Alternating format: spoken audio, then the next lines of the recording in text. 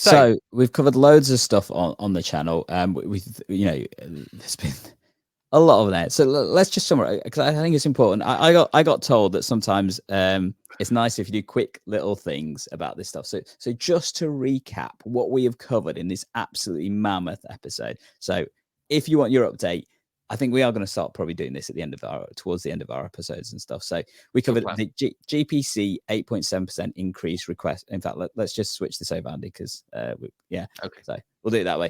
So GPC have asked for 8.7% increase to the contract. This is based off practical suggestions and retrospective looks at what's happened with the contracts and how much we should have had if things had been done, including what has already been given to general practice.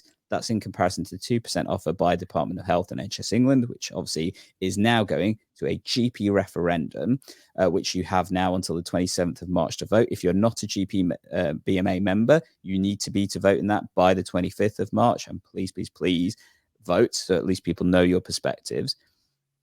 Let's take it in turns, Kelly. All right, go for it, Andy. Yeah, thanks. We covered that. We told you how to vote, and there'll be information below about how you can make sure that you pose your vote. We covered stories around physicians associates and the BMA's first of its kind guidance on PA scope of practice. Mm-hmm. And then that led into us talking about ICB hubs and the fact that NWL ICB had rescinded its contract imposition, as I think we were phrasing it, in terms of acute hubs being part of the local enhanced service contract. And that's potentially been delayed till next year, hopefully with some more communication and transparency. We then covered a BBC story about a practicing Gandhi's primary care network and other practices across Nottinghamshire ICB that were affected by a overpayment admin blunder, as described by the BBC, which meant that some practices had accrued hundreds of thousands of pounds in liabilities back to the ICB without their easy knowledge, and were asked to pay that back, leading to some of those practices to be destabilized to the extent that they needed to hand back their contracts.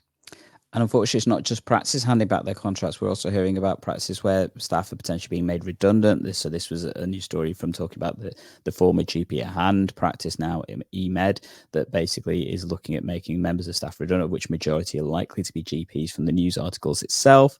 Finishing off with, Andy?